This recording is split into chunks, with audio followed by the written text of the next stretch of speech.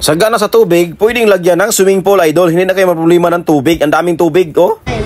2.7 hectares located here in Ulingan. Purok? Anong purok to? Purok? Ulingan. Ano? Kung sarihang nagkita ang mga bayot. Tayo, bro.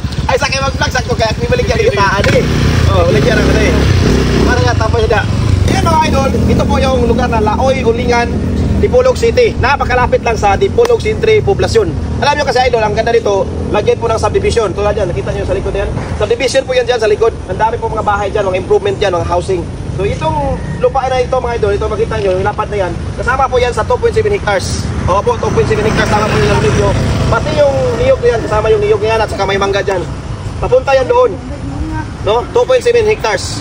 Ngayon mga idol, hindi kayo problema kung pag-usapan naman natin ang supermarket kasi malapit lang ito sa Gaisano Supermarket.